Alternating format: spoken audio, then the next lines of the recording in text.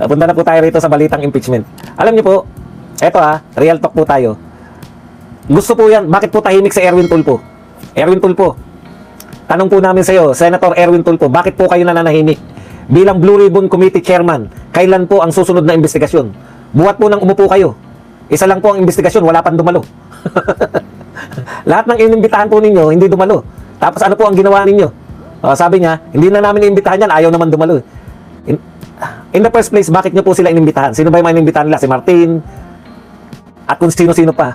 Nung hindi po dumalo, wala na pong hearing. Kala nyo tatantanan namin kayo? Trillion po ang naubos na budget sa flood control. Hanggang ngayon, wala po.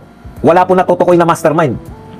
Tatlo ang star witness. Ngayon lang po ako nakakita ng star witness na hindi po nakatulong para malutas yung krimen. Alam niyo po, kaya kayo nag-star witness. Alam niyo, DOJ, kung sino man po ang nag-star witness dito kay Alcantara, kay Bernardo, at saka kay sino isa yung babae. Kung sino man po yung naglagay bilang state witness dyan sa tatlo na yan, dapat po maparusahan kayo. Paano nyo po paano nyo po naparalan na gawing state witness yan? Hindi naman pala makakalutas yan ng mga mastermind. Hindi pala maituturo ng mga yan ng mastermind. Bakit pa tayo nag-state witness? Tignan nyo po. Sino yung dinidiin ng mga state witness nyo? Sila Bryce Hernandez? Mas mababa pa sa star witness nyo yun. May maniniwala ba? Na yung state witness nyo, mas mataas pa yung tauhan niya kaysa sa kanya sa sindikato? Kung nagsusoli po ng pera sila, si Alcantara at saka yung tatlo nagsoli yan ng pera eh. Kung nagsosoli po sila ng pera, ano po yung logic nun? Bahagi po sila ng mga magnanakaw. May sinusoli di ba? Ngayon ang tanong, kung hindi po sila makakapagturo ng mastermind, bakit nyo sila kinuwang state witness? Dahil nagsoli ng pera? Ang state witness po, mawawalan ka ng kaso. Pero ang kondisyon po dun, malulutas, may tuturo mo yung mastermind, kaya ka ginawang state witness. Kanino sila state witness?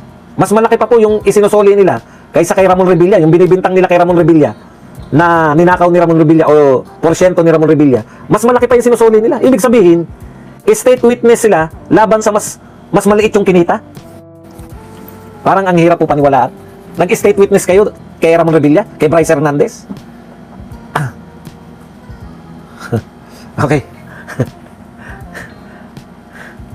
Kaya marami pa pong kapalpakan yan at lalo pong papalpak yan kasi ayaw po nilang mag-imbestiga. Yung sinasabi mo, Erich Tulfo, na no work, no pay, ikaw dapat ang magdusa niyan kasi ayaw mo mag-imbestiga eh. Ano trabaho ng Blue Ribbon? Mag-imbestiga ng mga magnanakaw na may katiwalian sa gobyerno. Pag hindi mo ginampanan yan, kahit pasok ka ng pasok, hindi ka pa rin nagtatrabaho. Alam niyo po ba yung ibig sabihin ng no work, no pay? Marami po nagta-time in, time out lang.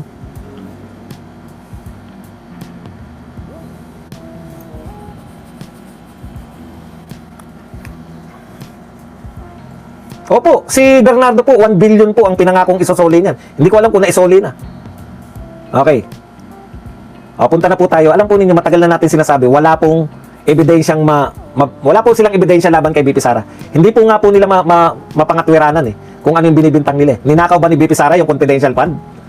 Hindi naman. Ang sinasabi nila hanggang ngayon, pinakikinggan ko yung mga prosecutor. Ang sinasabi nila kay BP Sara, bakit daw si Mayor Grace Piatos? Hindi maipaliwanag, hindi maayos. Ganito lagi yung term nila, hindi maayos ang paggasta ng confidential fund. Kung ibig sabihin nyo ng hindi maayos na paggasta? Paano hindi maayos yung paggasta? Ninakaw ba? Akusahan nyo si Vice President Duterte. Ano ang akusasyon nyo? Ano yung mali niyang ginawa? Hindi maayos ang paggasta. Bakit hindi maayos? Ano yung krimen? Wala namang krimen na hindi maayos eh.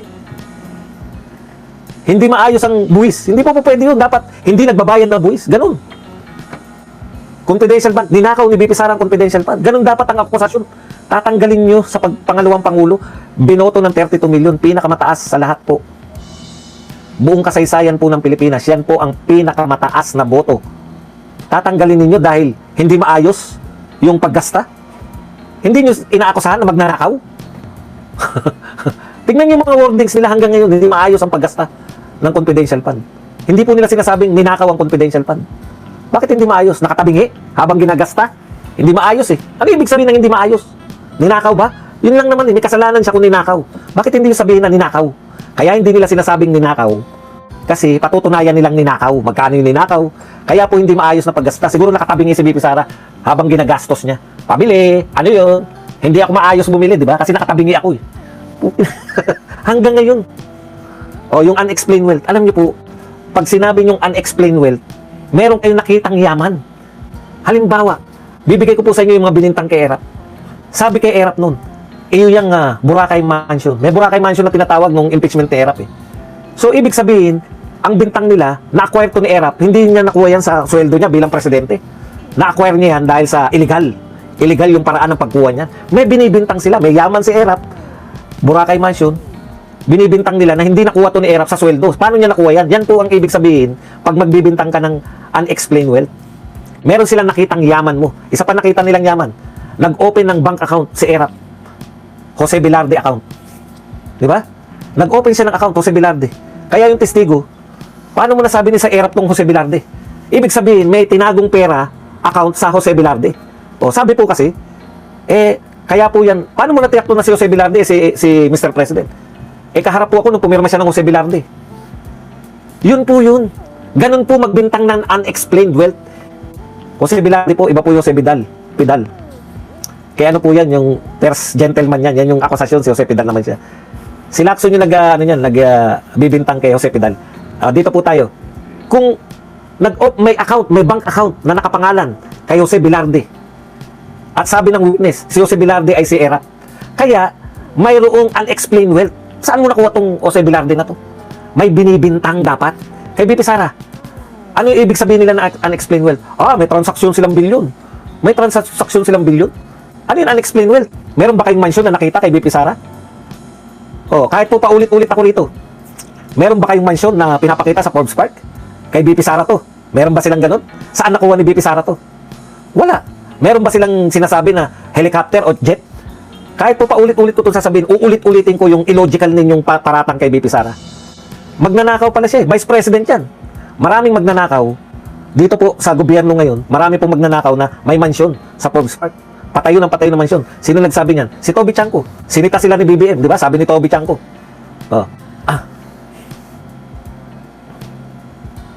Pag sabi po na ni Toby Chanko kay Martin at saka kay sino na nga isa? Yung ako Bicol. Sabi, patayo kayo ng patayo. Ilang pa ba kailangan yung mansion sa Forbes Park? Ilang pa bang jet at ilang pa bang luxury cars ang kailangan nyo? Yan po ang katangian na magnanakaw ngayong panahon na to. May luxury cars ka, nasang katutak, saldi ko. Meron kang jet, meron kang helicopter. Yan po ang mga unexplained wealth. Paano kayo nagkaroon yan? Saan galing yan? Yan po ang sinasabing unexplained wealth. Bakit ka mayroong helicopter? Bakit ka may jet? Bakit ka maraming mansion sa Forbes Park? Yan po ang kahulugan ng unexplained wealth. May nakita silang yaman mo, pina-explain sa'yo. Eto po, ano po? Meron kayong transaksyon na hindi nyo nilalagay sa salin. Wala yung kakukuha ko lang po ng bank transaction ko. Napakakapal. 1 taon lang po yun. Lahat ng pumapasok, lahat ng wini-withdraw ko. 1 taon po. 1 taon lang yung hingi ko Na kasi may applyan ako. Kinakailangan ng bank statement. 1 taon po, makapal. 28 pages yata. Yun yung pumasok na pera. Yan po yung mga YouTube. Tapos yung, siyempre, withdrawin mo kagad yan. Makapal po yun. Ang SALN, hindi po nilalagay yung 28 page sa SALN. Ang SALN po is Statement of Assets, Liabilities, and Networks. Kung ano lang po yung pera mo after on December 31st. Kunwari, SALN mo, December 31st, 2026. Yan yung ipapasa mong SALN sa 2027. Bakit mo ilalagay yung transaction? Di ba? Alam po nila yan kasi mga abogado yan Ginagago po tayo ng mga tukmol na to. Akala nila bobo yung mga Pilipino. Paano nyo patatunayan na unexplained wealth? Wala naman kayong pinapakita kay may narinig na po ba kayo na sinabi nila si BP Sara may 10 mansion sa Forbes Park. Meron siyang 12 luxury. Ilan yung luxury cars ng Diskaya? 40? Si BP Sara, ilan ang luxury cars? 0. Paano nyo sasabihin na may unexplained wealth? Wala nga luxury cars? Ilan ang jet at saka helicopters ni Saldico at saka ni Martin Romualdez? Sangkatutak. Ilan ngayon ang jet at helicopter ni BP Sara? 0. 0. Ano yung sasabihin ninyo na unexplained wealth? Saan ang unexplained wealth? Wala nga kayong mapakita na yaman Kaya ang gagawin lang nila, desperate nga Di ba? So, talagang as in walang-wala sila. Kaya yan ang mga desperate moves nila. O bakit nila nilagay? Kasi, di ba nililista nyo? Ito ang mga testigo namin. Nilagay po nila testigo si Mary Grace Piatos. Prosecution naglagay. Bakit mo ilalagay? Ang iniisip ko, nakita na nila si Mary Grace Piatos. Kasi tao yan di ba? Alias yan Alam natin lahat na alias yan. Okay. Alam natin na alias yan, di ba? Tumanggap ng confidential fund. Okay. Ang akala ko, kaya nila nilagay, merong umamin sa kanila na ako yung Mary Grace Piatos. Gusto ko pong tumistigo. Kasi po, ang pinirmahan ko, 20 mil eh. Binigay sa akin ni BP Sara, 10 mil lang. Parang ganun yung kwento, di ba? Kinatkong ako ni BP Sara eh. Ganun. Akala ko, kaya nila nilagay, kasi nahanap na nila yung pumirma ng Mary Grace Piatos. Alam niyo po, kung diskarte pala nila yan, desperate nga eh. Ang gagawin pala nila, pipilitin nila na lumabas si Mary Grace Piatos. Hindi pa nila nakikita. O, tignan nyo. So, i-announce nila na, Mary Grace Piatos, kung saan ka man naroon, iniimbitahan ka namin. Ganun lang po. Ito sabi nito, kung hindi lumutang, bogus. Yan yung strategy nila. Iimbitahin nila sa ere. I-announce nila na iniimbitahan namin si Mary Grace Piatos. Pag walang dumating na Mary Grace Piatos, yan nasasabihin nila. Okay, tanyo na, walang Mary Grace Piatos. Yung style nila dun. Lalagyan nila ng bakanting bangko. Nakalagay dun, reserved for Mary Grace Piatos. Tapos tatanungin nila, walang tao, di ba? Ganyan si BP Sara, di ba? Tinatanong nila, ano po masasabi nyo, BP Sara? Siyempre, hindi kikibo si Mary Grace Piatos kasi wala eh. Kung hindi raw lalabas si Mary Grace Piatos, bogus. Wala raw talaga. Ninakaw. Okay, balik pato na tayo. Nawala na yung mga tao. Teka, ayusin natin. Mag-1 po kayo kung okay na po. Mag-1 lang po kung okay na.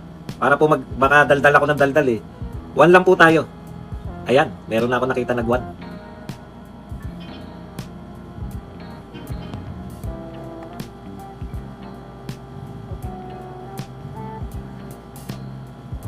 Hello?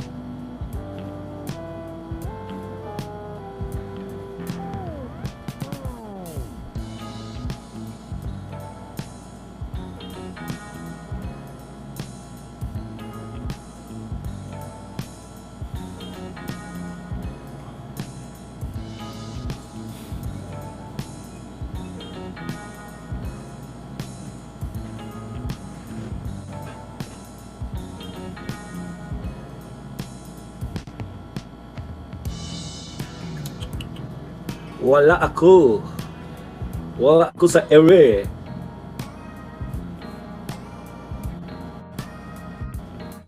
Ayaw nyo, wag.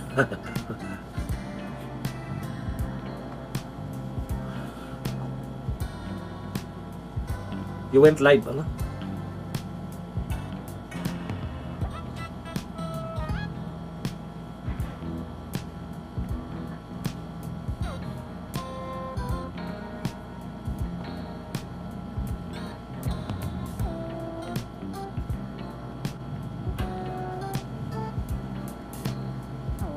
Okay, ayun. Nakita ko na rin po. Maraming salamat po sa mga nag-1. Balik na po tayo. Ano yung huli natin bago tayo naputol? Yun nga po, no, yung yaman po, yung nakaw, di ba? May mga pride po yung mga matatasang posisyon. Hindi po yan papayag na, kung magnanakaw po si BP Sara, hindi po yan papayag na barya-barya. Alam niyo yung Mary Grace Piatos, kumpara po sa ninanakaw ng mga nadadala na maleta, barya lang po yan. Bakit po magtsatsaga yung magnanakaw sa barya-baryang Mary Grace Piatos, di ba? Okay.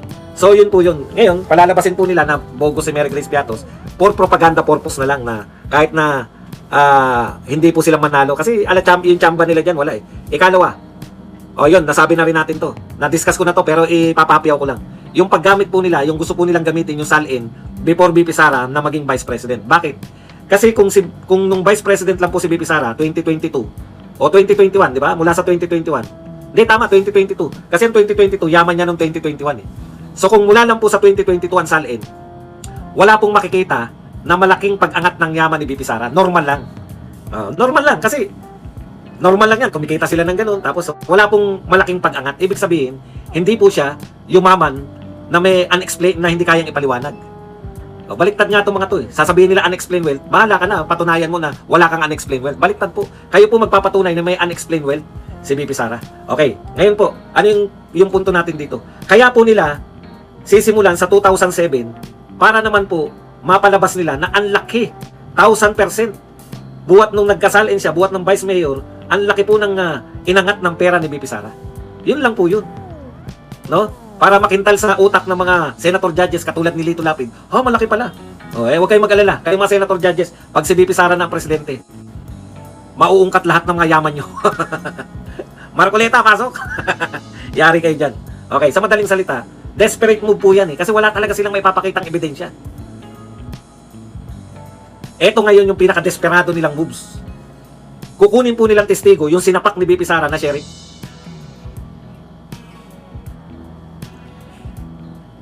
So anong ibig sabihin nun ba dun? Di ba? Kung kukunin, kung si VP Sara po ay gagawin nilang testigo yung yung sheriff na sinapak ni VP Sara nung mayor siya. Anong connection? Kasi gusto daw nila establish na may tendency si VP Sara na maging violente. Kaya nila kukunin na testigo yun. Hindi naman po nagawa ni VP Sara yun nung vice president siya. Ini-impeach niyo siya sa mga kasalanan niya bilang vice president, hindi po bilang tao. Ano yung i-establish nyo? Na may tendency? Ang kaso po, eto, hindi mo pwedeng kasuhan yung isang tao dahil sa tendency. Kakasuhan mo yung tao dahil sa kanyang maling ginawa. Kakasuhan mo yung tao dahil sa kanyang paglabag sa batas.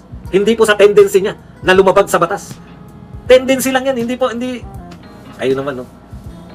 Maaring yan po ay isang pagkakamali na inamin ni VP Sara. Naulit pa ba? Nanapak pa ba siya ng sheriff? Ano po ibig sabihin nyo na kukunin yun? Para ipakita na may tendency daw na maging violente. O kasi nga, may threat siya dito sa first family. Yun yung problema natin sa mga tukmol na to. Tendency lang. May tendency lang, ano na? Kakasuhan nyo na. 32 million ang bumotor yan dahil sa tendency. Saan ka nakakita? Ganyan po sila kadesperado. Wala po silang maipakita na namugot talaga ng ulo si VP Sara. Kaya, kakasuhan na lang nila, may tendency siyang mamugot ng ulo kasi nanapak nga eh. Mga kinaso nila yan, yung mga sinabi ni VP Sara eh, na gustong-gusto niya. Di ba sinabi ni VP Sara yan? At that time, gagil na gigil ako.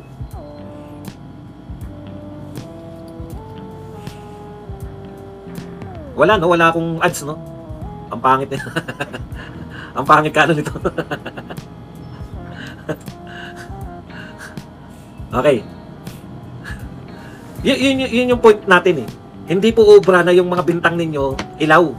Tatanggalin nyo yung binoto ng 32 million na hindi kayo sigurado. Confidential fund. Hindi nyo masabi na ninakaw niya. Hindi tama ang paggamit. Meron ba naman kakasuhan na hindi tamang paggamit? Dapat kakasuhan nyo siya kung ninakaw niya o hindi. Kung hindi nyo ninakaw, walang kaso. Yung banta niya. Yung banta niya sa mag-asawa at saka sa pinsan. Oh. Ang linaw po doon. Merong ano yun. Pag ako tinikok. In fact, nag-aalala yung tanong kay VP Sara yan, tinanong. Nag-aalala yung nagtatanong kasi si VP Sara, bakit? Parang yung security niya, nag-aalala yung nagtanong kay VP Sara, paano yung security niya? Parang sinabi ni VP Sara, huwag kayong mag-alala, hindi ako matutulad kay Ninoy.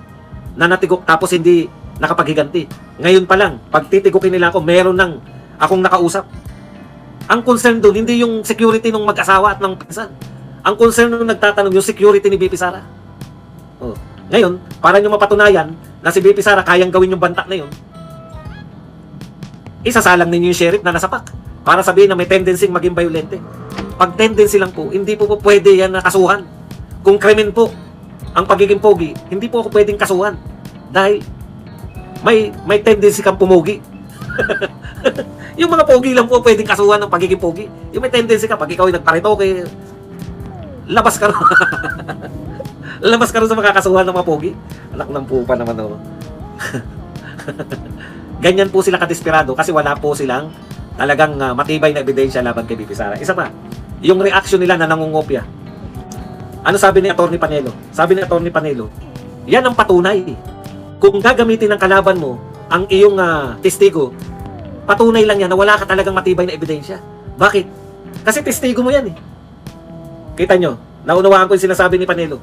Testigo mo yan. Halimbawa si Madriaga. Testigo nila si Madriaga eh. Yung ang lakas ng loob ni VP Sara, ng kampo ni VP Sara, na gamitin si Madriaga bilang testigo rin nila. Isa lang po ibig sabihin nun, hindi sila natatakot sa testimonya ni Madriaga. Walang maibabato si Madriaga na makakapag-convict kay VP Sara. Yun po yung mas magaling magpaliwanag dahil mas matalino sa akin si Panelo. Naipaliwanag ko na yun, pero mas maganda paliwanag niya, di ba? Oh. Kaya sila takot na takot. Bakit daw nangungopia sila VP Sara? Palagay nyo na nangungopia. Imagine nyo, dapat matuwa kayo. Kasi testigo nila. Hindi kayo matutuwa kung alam ninyo na yung testigo nyo ay na-coach nyo lang. Di ba? Kung ang testigo nyo, yung testimonya niya galing lang sa inyo, hindi talaga kayo matutuwa. Pero kung ang testigo ninyo, nakuha ninyo dahil talaga naniwala kayo na yan ay may kasalanan, si BP Sara at ito ang kasabwat, eh kahit pagbali-balik pa rin yan. Ganyan po sila kadesperado. Kawawa naman. Tapos dinadaan lang po nila sa mga press conference, di ba? Panay lang pag-ingay ni Redon. Teka pala, akala ko si Kulot ang inyong spokesperson. Bakit si Redon ang in-interview?